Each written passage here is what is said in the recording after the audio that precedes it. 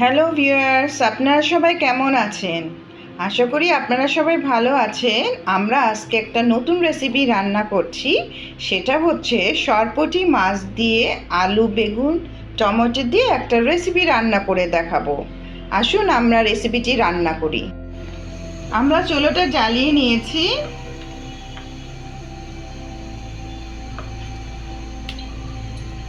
তিন চামচ তেল দিয়ে দিলাম, একটা পেঁয়াজ দিয়েছি, রসুন এক চামচ,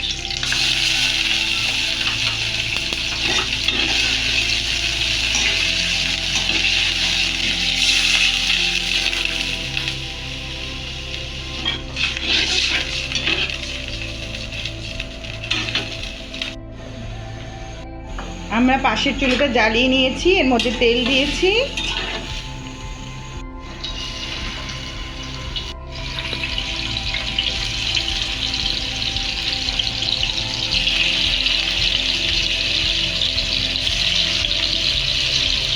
পাশের চুলায় আমরা তরকারিটা নেড়ে নিচ্ছি।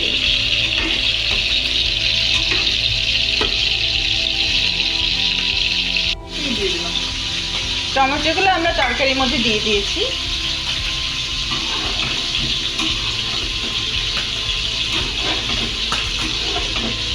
মাছ আমাদের ভাজা হয়ে গেছে, আমরা একটু মাছটা উঠিয়ে রাখবো। আমাদেরটা কষা হয়ে গেছে, এখন আমরা এর মধ্যে একটু পানি ঢেলে দিচ্ছি।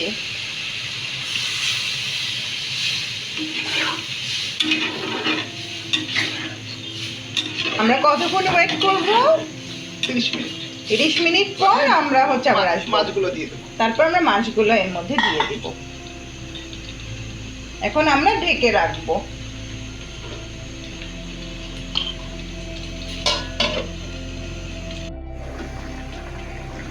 আমরা তরকারিটা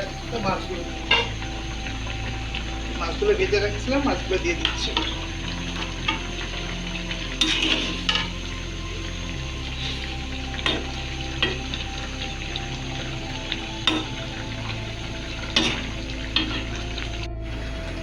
আমাদের মাছের তরকারি হয়ে গেছে, এখন চুলাটা নিবা, এখন নামিয়ে ফেলবো। হয়ে গেল আলু টমেটো দিয়ে সরপুঁটি মাছের রেসিপি।